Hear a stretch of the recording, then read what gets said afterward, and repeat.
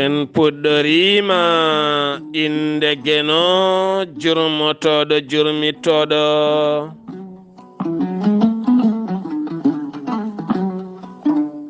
en juule annabi men tedduɗo cuɓaɗo korsuɗo korsinaɗo e ɓerɗe men mo jamirɗen yen juule kala saaha.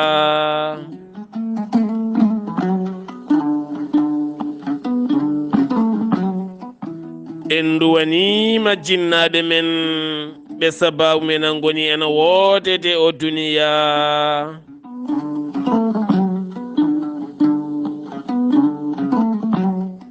weltaare ɓiɓɓe fulɓe andu diine maɗa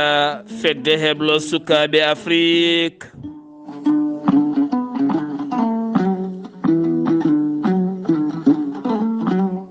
dendagal hettiyankoɓe weltaare TV jambalɗon rendoji men. so daneri filtima ɓaleri buuɗal yurmeende fere feeñay windere feeñjay ɓataake bindaɗo naasaande 14 seeɗto hitande ujunnaje 2022 ɓataake men ko faate cellal ɓalli.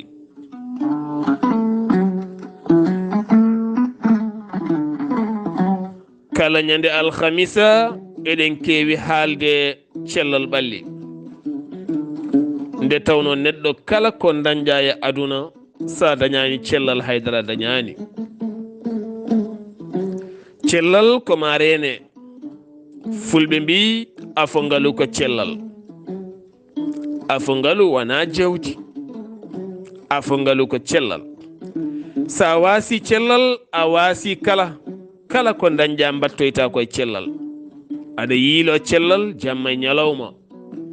ɓayde noon kala ko dañƴa ɗon ɗa ala cellal ko cellal jiiloytoɗa. ɗum noon reen cellal ngal joguiɗa ngal hadema wasde ngal. woto yeebo cellal ngal joome rokkuma. cellal guite, cellal ñiiƴe, cellal terɗe, cellal ɓandu, cellal ƴiƴam, cellal fof reen ha tiiɗa koko renata cellal noon ko laaɓal e rentade nde tawno fulɓe mbi rentade ɓuuri safrade. fulɓe mbi rentade ɓuuri safrade. ɗon ɗo kalaten cellal ɗo ma en jaaha toon to leydi Mauritanie docteur Djiby Sow.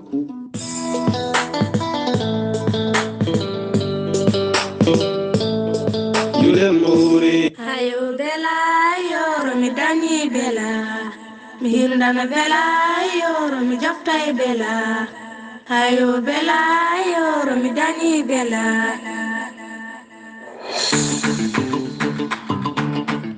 docteur Djiby Sow wittiyanke safriyanke mo joomiraɗo rokki sellinde o saaha mo gondena. docteur Djiby Sow ne jogui beelema mawɗo no feewi habrude dendagal Mauritanie ha tentino Nouakchott oɗo saaha mo gonɗen omo tawe ɗon ɗo laamorgo leydi Mauritanie, leydi beldi, leydi wawandi koɗo. to Nouakchott legal 6e so tawi ari ha to bedda paaɗo Carrefour Bouddha jama olo nanɗon taw ko jama keso. so tawi ɓinni jama o seeɗa galle mo gadorɗa arde galle ɗimmo ma taw ɗon étage taw kadi ganduɗa ko giri bulo mawɗo no feewi tawa ɗon tableau ene winda docteur Djiby Sow. docteur Djiby Sow grand guérisseur ko ɗum woni ko winda hen international docteur Kidira. docteur Djiby Sow grand guérisseur international docteur Kidira ma taw ɗon ne winda e tableau mawɗo. docteur Djiby Sow noon ne andina dendagal Mauritanie naɓe kala waari Mauritanie kono ko jultoyowo to cuuɗi meɗen Kidira wonande julde korka. ɗum noon kala cohlunoɗomo yo yawno aralaw gila o yahani. an joguiɗo caɗele fibrome, kiis, nem, prostate, soppis, hernie, estomac, nonne kadi diabète ha fayenma ɗojje duumiingo asma koyɗe muusooje keeceji muusooje gite ŋatooje reedu wuttiindu heewndu rafi jogiiɗo caɗeele ngoraagu caɗeele ɓesngu saare docteur Djiby Sow fode ma yiito heen hoore maɗa sa yiɗi jokkondirde e docteur Djiby Sow ɗon ɗo leydi men Mauritanie 00222 34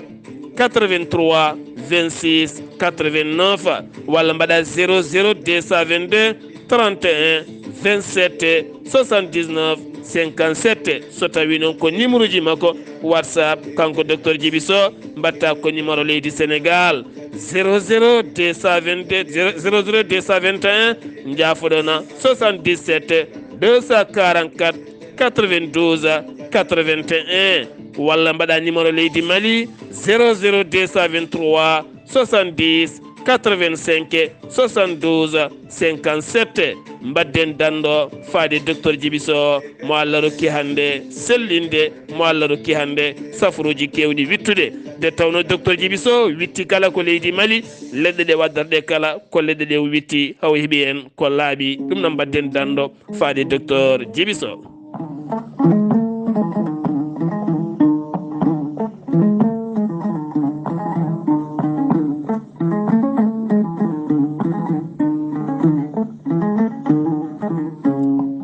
buuɗal yurmeende wi en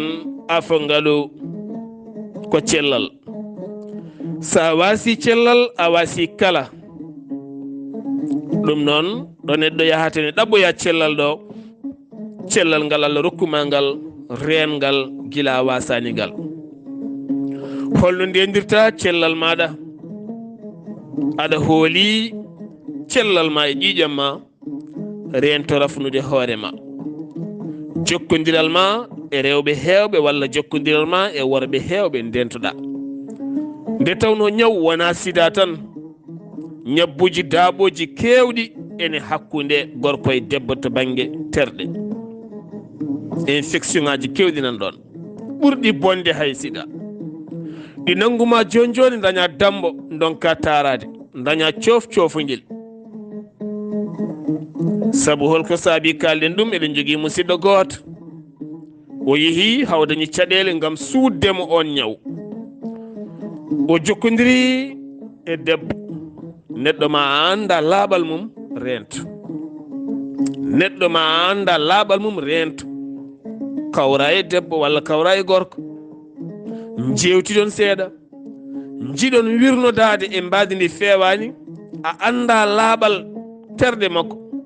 ɗum mi haalani to banggue zinde to jina o ko haram ɗum ne haari meɗon gandi kalmi ko to banggue cellal ga ko adi foof nde tawno kala ko kaɗeɗen wonko woni nder kala ko kaɗeɗen wonko woni nder ɓayde en kaɗama zina ene harmi ɗum ken haɗaɓe Allah haaɗi en kono hatta aɗum yareno ndiyam ɓayde aɗum yareno ndiyam kalaten ko conséquence gonɗo hen woni ñabbuji gonɗi hen neɗɗo ma anda laaɓal mum a anda ɗo yalti a anda no wuurti a anda mo leldoto a anda mo jokkodiri o jogoɗa cuusal arde on leldoɗa e makko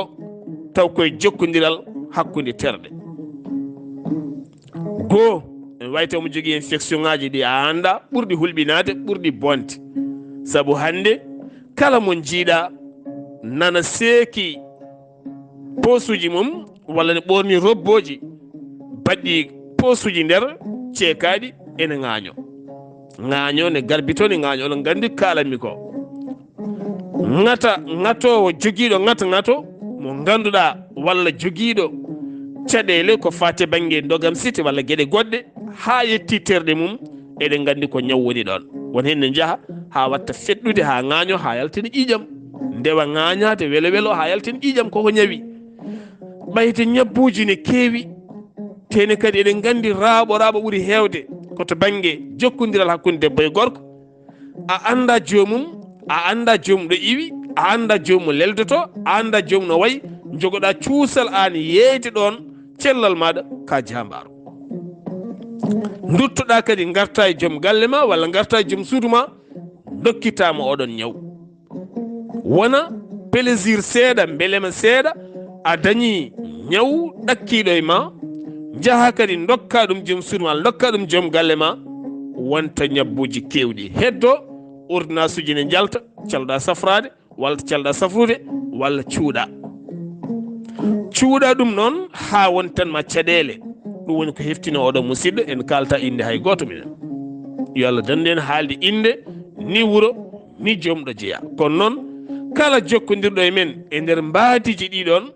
ma en dokku ɗum peeje hoɗo rewata ha yiito hoore muɗum o suuɗi ngam dañjemo piɗal woni ndiyam debbo wasde laabde ɗam ndiyam naate nder zakari makko ɗam ndiyam woni toon watti teddinde sawru ndu o yiɗa taarade o yaha o taarato ko cet o ronkat taarade so yiɗi taarade wona yuuti wona e wulde hula o moftiri noon ha nder o waɗino comme genre mbordi waɗi so ɓoɗɗi seeɗa miya mbordi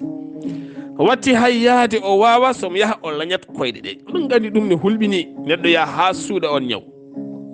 omo hetti kalami ko mi surtata inde nde kono en kaldi en pamodiri emi haal ɗum yimɓe waɗɓe naftoro en tindinimo o yehi to docteur o pikkirama pikkiraji laabi tati o ƴeewi kadi peeje goɗɗe ɗe o tindina ngam yarde ɗum hunde yalti no comme garaji ni no comme garaji daneji ha ñawi watti hankadi ni taare ƴiƴam batti rewde hen ko ɗon neɗɗo rewata ha daña caɗele musidɓe tedduɓe ɗum firti noon ndenen cellal men ɗiɗo hen no téléphone ŋaji koɗi ngari ko mo jiiɗa kala gueti mum ana gojjine tohño fo téléphone pooɗa riido ngo guitta lumiére o hande ɓurmi hen hulde ko cukalon men tokka conkon guila e dow hooram noon kala mo ɓinguel mum woyi mbeeɗa ɗum téléphone nomin bindirta journal uji ni mi holla mon nomin bindirta journal uji ni nanga téléphone naata e google walla naata e site uji ɗo ƴogata kabaruuji nanga téléphone o nangirama jungo ma ni écran o ne fiye guite ma so ɓooyi aɗa e bindol ngol donka serdude hakkude alkule ɗe taw guite ma mbaɗi cotti mbaɗi beeli écran o no firata e guite ma ni waɗa cotti ten ɗum ko ñande kala sa duumorimi ni fodde hitande so tawi ponnoɗa yiide jiiɗi ma ponno nawdema ko ha duuɓi jeeɗiɗi artata ko ha duuɓi ɗiɗi so tawi jiiɗe ma ɗe ponno nawdema ko ha duuɓi jeeɗiɗi tawɗi gustaki hay seeɗa wonta hankadi ko duuɓi ɗiɗi cukalel tokosel jibinagel ngel dañani hay duuɓi nayyi duuɓi joyyi wattindima e téléphone ko ngel baggel guite ɗe ko bagge o rokke téléphone baɗɗo lumiére no firata e guite he ni so tawi guite maggel ne fonno wurnude gel duuɓi capanɗe nayyi artata koye duuɓi sappo jeehe mbaɗe wittoji ɓurɗi e wittogo mbanmi go jeehe mbaɗo yeɗum joni noon caɗele goɗɗe gonɗe nder no nanguirɗa téléphone o ni téléphone o ko jeygue ko masowo no woniri e newre jungo ma ni aɗa hutoromo omo woni connexion aɗa huɓɓimo ngulekki natade jungo ma ha jungo ma watta jadde piɗel ɗi mbatta jadde mbatta jogo piɗal tappa ɗumen walla ɗe ficce jungo ngo tesko ɗo no moƴƴi hanti kuura o koko naate ma jeyge nge koko naate ma so tawi nge nangi ɓernde ma kaƴ keɓa cardiaque no mas kuura waɗata ni ha tenti wona téléphone aji jaaɗi hankadi ni ha filuji mum memodiri walla natti fewde walla jungo ma watti wadde ko wiyete sabde juuɗe ma caaɓa woni ceɓa ndiyam juuɗe ma ne ceɓa ndiyam mema wonande juuɗe maɗe no ɗe ceɓiri ndiyam ni memodira e téléphone o ha watta masdema jiya neɗɗo ya jungo mum ngo jaɗɗa hango jaaɗa ha sikkani wondi mata hankadi koye tension taw ko jungo ngo ɗeɗo gueɗe kala gonɗa koye ustude cellal ngal Allah rokkuma ɗum waɗi noon mbiɗen sa yiiɗi dañde cellal reen cellal maɗa a yiɗi rende cellal reedu ko mbalka kono noon ɓuri yodde e ɓuri fewnitade ko mbalka ka jiirata guite ma so tunwi lawƴa. reedu noon ko mbalka mballa mbiyen tan ko sase mawɗo mo ganduɗa kala ko naati toon a anda toon no wayi ko hunde jiiɓinde woni toon ɓuri bonde hay foos ɓuri wulde e foos ɓuri nefnade e foos ala kala ko ala toon ɓayde ko naati toon kala koko saroto ɗum faye ƴiƴam ɗum faye ndiyam saro e ɓandu nannu toon ko ganduɗa ɗum ene rokkuma cellal. reeno nannude toon produit ji dokkojima probléme rento nannude toon produit ji ɗi ganduɗa ɗiɗo henno produit ji aɗi mbawi ñawnudema ɗi dokkuma caɗele woni reedu ma wutto hanti hankadi reedu wutto mo jiiɗa fof jogui deral manggal ne aha ga haali mawɗi rendude heewi air nanayi reedu ya heewi so wona jaafuɗon noon seɗen kaala cellal ɓalli wona wasde hokkude hurum yimɓe hettotoɓe ala seɗen kaala en kaala yimɓe nana wonɗo reedu wuttoto wona ahde ustar ɗum ko alay saago joomum acca hendu mawndu ene jogui woni hen ɗeɓata wade kono estomac ni so tawi nanguiɓe rendu wuttima so wona ɓe ɗacca hendu no feewi hendu mawndu jaa joomum yaha tarodde walla yaha duuside hebloyade so jooɗima ma yaltina hendu mawndu nde tina ustugol reedu ndu seeɗa. ene hen jeeya kadi hande o caɗele ñiiƴe jogaɗe tubakoɓe ene pini jaade jamanu ɗum waɗi noon hande so tawi a andi ñiiƴe ma puɗɗima mawnude seeɗa walla hoolaki ɓe mbaɗi viande haché tew unaɗo liɗɗi unaɗi guertoɗe unaɗe légume gunaɗo pop fewna waɗa pireji aɗa wawi ñamde ɓenna yaha taw rokkatama probléme ballonnement taw reedu ma wuttata ko nder saabu enen ñamde nde ñameten nde ko ñamde tinde maaro ne tiiɗi ko ɓendata saabu en caat maaro tew liɗɗi guertoɗe kala mum en cahat ɓayde namdi ko ƴakkuru tene sa waɗi hunuko a ƴakkata ha ɗigga moɗa hay soko maaro ko soko ɓendani sa moɗoyi ko ƴufade reedu ma wontanma ballonnement heddo reedu ma wutto mbayano keyɗuɗo ni tena yiɗani ñamde reedu nana wutti ganda e hoorema reedu ma waɗa bizarre donc kandu hono mbaɗa ni ɗeɗo henna gueɗe ko gueɗe teskade kadi ko gueɗe bittaɗe beele diwta ɗum ƴakku ha ɗigga sa wawa ƴakku ƴeew piire ƴeew gueɗe unaɗe tew unaɗo ne woodi walla cooda tew una masigol mum ne woodi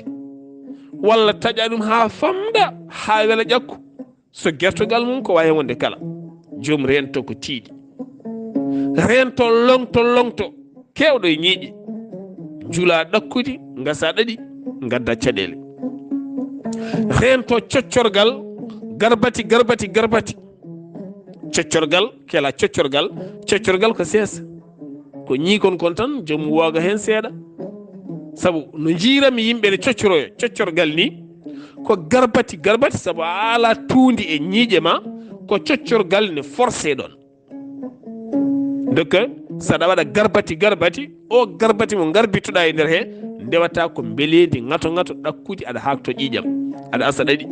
ayi gonɗa koye perdude cellal maɗa e kala sifa so en laari eɗen perda cellal ko wona ɗum ko to banggue tuundi tarodde hande en gaddi tarodde coppinteɗe taw ndiyam ne hen foof ne hen en natti wadde suturaji tan juuɗɗi ɗi yolɓitu gara tan joɗɗa tan yolɓitu tan tut natti joni woodi tan ko tarodɗe pewnaɗe waɗa siège mum taw gara sa soppinima hen ndiyam ne lesa heewi walla taw ko siège uji joteɗɗi ɗo hanti hankadi enen kala en dañi section ngaji kewɗi rafiji kewɗi natta men neɗɗo arat waɗani ndiyam lawƴani fewnani gara annene joɗɗa so teɓɓitima ndiyam ɗam arta e maɗa te ndiyam ɗam ko soɓe ɓolo woni hen tene ga soɓe o tan won ñabbuji goɗɗi goni hen saabu won dewnoɗo ɗon a anda ko wonti hanki suturaji men ɗin kam sa tawi a jooɗima so teɓɓitima fay ko nder sa ari a jooɗima ɗon an ala ko raɓanma ɗon haydara saabu ala ko tawɗa ɗon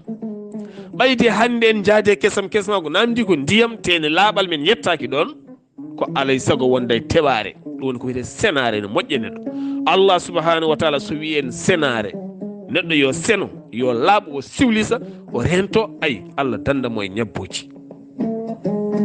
Allah dandamo e ñabbuji ni foti ɗum noon eɗen gaddaɗo seedan fagal gotel wonande hannde o ko fate banggue ɗiɗo hen hôpitaux ji kalteji jamma ñalawma kono noon jafuɗon koye ɗemgal wolof kono alay sago kaalen alay sakkadi mbaɗen hen seedan fagal bisimilla. barki Seydina Mouhammad mi ma yaakaar sama grande sœur bu ma bokkal ndey ak baay ñu ngi doon wuyoo ci turu ndey Mariama Sow moo namp gàll jox ma diggante hôpital régional bu Ziguinchor ak hôpital Silence bu Ziguinchor même pas 4 kilomètres mu accouché ñu ngi ci weeru koor ci weer bi sax la woon bi mu accouché Pape Sidi défaut de prise en charge médicale oxygène ci la faatoo sama waajur bu jigéen fii ci CTO la nelawoo ci défaut de prise en charge correcte médicale Allahu akbar ci yàlla suma waajur bu góor dans ces conditions la wàccee si tey ci hôpital régional bu Ziguinchor li may wax docteur Fatima mi ngi Paris actuellement dégg na ko xam na li may wax pour vous dire que les gens meurent en silence dans nos hôpitaux de manière injuste, illégale, anormale. On nani ko haali ko les gens meurent en silence dans nos hôpitaux ko ɗum woni ko selli ko hannde yimɓeɓe kala nana maaya e nder hôpitaux ji men taw kadi waɗi silence hay goto haalata bani ko debbo maayi e nder oɗo hôpital mo haali inde mum taw koye négligence e yeɓare nene makko maayi e on hôpital taw koye yeɓare bam makko maayi e hôpital taw koye yeɓare docteur aɓe hande Afrique yimɓeɓe kala ko waraɓe silence ne heewi debbo cowiɗo ara e nder hôpital lebte musɗe gani hay orientation mo ƴaala sa ari jiɗɗa ko safrade donkata dañjiɗi ko holmo kalduɗa yato demal fale rek demal va là-bas va demain là-bas yato wanni ɗo garɗa hen foof yato jaaha o e birɓe mbi faato neɗɗo tampuɗo ñawɗo ñalla yirlinede hôpital a rokketake orientation moƴƴo a rokketake orientation moƴƴo laamuji meɗin poti darade firti ko safara docteur et politique yo sertu so tawi gardiɗo hôpital woni politicien hôpital o wontata ko hôpital politique ko wona ɗum ko hande kala docteur eɓe mawɓe ɓe jiiɗa taw ko directeur uji mawɗi hôpital uji ɗi walla docteur eɓe mawɓe hettinaɓe scientifique en mawɓe a wawa arde ha taɓe hôpitaux ji public laamu a wawa tawde ɓe hen goto maɓe kala no udditi clinique mum ene suuɓi sukaɓe hewɓe e worɓe ene waɗi ɗumen toon ene safra toon e privé mum kala nde sohla ko toon notto ene heɓa haalisaji ne maha galleji ne jogui autoji ɗe ɗanno ene ñaama ko weeli e dow koye miskineɓe ɓe cellata mette kewɗe e ɓerɗe haaɓe tampuɓe tampinaɓe lorluɓe loriɓe aroɓe hôpitaux ji ɓe cellata nanneteɓe konnguɗi metti teni kadi ala kala ɗo gullitto ɗeɗo henna gueɗe ko gueɗe hande gonne nder Afrique so debbo ma sowima ko tasio ma ko ngabbi hawjibina ɓinguel ma so ñawi ko noon sa ñawi ko noon mawɗo ma so ñawi ko noon a yirloto ha mbiya kof a sellata ɓe laaratama ni ɓe cafratama ko ordonnance uji dujje daƴe soɓe gandema sa ari hankkadi ɓe namdata komo ko woni winde ordonnance tan tottuma yah yo sertema par ce que a ala haalis ko yoɓe ceertema hankkadi ni ɗum noon on silence mbimi ko yo nattu soye dispensaire wuuro mon soye hôpital région moɗon kalɗo wawi wonde sa ari sa hokkaka foddema yaltu fa e média fa e radio so temedere joguiɗa rokku radio ngo so temedɗi rokku radio ngo rokku journaliste o ɓe jaltin ɗum ɓe cara ɗum filme foof woto kuule filmude soɗo jaaha hôpitaux ji nawe téléphone ngaji mon son mbaɗama ko welani mon filme saabu jomumen wona gratuit woni ɗon koko joɓa anne kadi garowo wona gratuit ka jobɗo ballen ñawɓe ɓe ballen koye men goto men kala no jogui ñawɗo goto men kala ko ñawɗo goto men kala yo yurmo goɗɗo o so tawi waɗaka noon en pewata hande Sénégal to banggue safara éducation ko zéro neɗɗo haadema safrude ɗum jogo savoir vivre savoir parler neɗɗo haadema safrude ɗum alay sago ganda gurdam ganda haalde ganda haaldude ñawɗo ganda jaɓɓade ñawɗo ganda bismade ñawɗo so naati hôpital foti wadde ko équipe jaɓɓotoɗo ñawɗo o adda ñawɗo o ha sal bismo ɗum ɗon ñawɗo o hol médecin mo cohluɗa ɓe guittuma ɓe nawma ha to on docteur o wanma visite kono a natat hôpital a yiyata jaɓɓotoɗoma a yiyata bismotoɗoma sa nanta ɗemgal a mayat ɓe manma teɓɓo o teɓɓoɗa o weddoɗa haadama e docteur to aɗa gayni a ñamani a yarani nangue ne wuuli musalla nan ɗon aɗa tampi aɗa ande hoore maɗa mbanma vaye wiye ha maya ha jiiɗa majde lawol gotol jogoɗen responsabilité e juuɗe men jogoɗen responsabilité juuɗe hollum ko fuɗɗode haala men ndenen celle men so en ndenata celle men battidiren koye juuɗe añɓe men saabu kamɓe koye mabɓe koko winda koko witta koko fewna nelda koko winta koko winda koko fewna koko nelda ko cafroɗen ko pop e nder Afrique koko witta to woɗɓe moƴƴuɓe woɗɓe safroɓe woɗɓe teeyɓe woɗɓe ganduɗo valeur neɗɗo bitti pewni ha gasi bindi neldi en dokki yimɓe ɓe ganda valeur neɗɗo gara jomin leptuma kala ko wonno gratuit ñama ha laaɓa kala lone ɗe jiiɗa lone lunette probléme guite ko gratuit étage men ko gratuit ƴettirta toon société ji kewɗi nani ne joguiga lone optique ne jeeyi men ɗo ha 200 000 francs CFA ko gratuit won société ji nana e nder windere nde ko gratuit pelle ne goodi ko pelle balloje pelle ne goodi nafat tan ko fewnude ha hewne walla miskineɓe ne walla maccuɓe Allah e horɓe Allah ɓe ɓen paltaki julɗo paltaki mo wona julɗo ɓen ko walloɓe eɗen jogui Afrique ga yelortoɓe miskineɓe jaaha jeelo gaddalone ha heewa guddita mbaɗa hen ne jeeyi yimɓe ne lebta yimɓeɓe won leɗɗe ne goodi kewɗe ko gratuit laamuji men cotta won leɗɗe kewɗe ne goodi ko gratuit caggal leyɗele men koko arata koye mbaadi ballal so ari ga yeeye a heɓata vaccin moƴƴo a heɓata ordonnance moƴƴo a heɓata leɗɗe moƴƴe a heɓata safara moƴƴo ananta haala belka ananta hay ko gonduɗa hol Afrique mo gonɗen ɗum noon ko mbimi goto men kala yo taf gonagal reena cellal mum gila dow ha less reen cellal ma gila dow ha less hay soko gorko ma arti walla joom suudu ma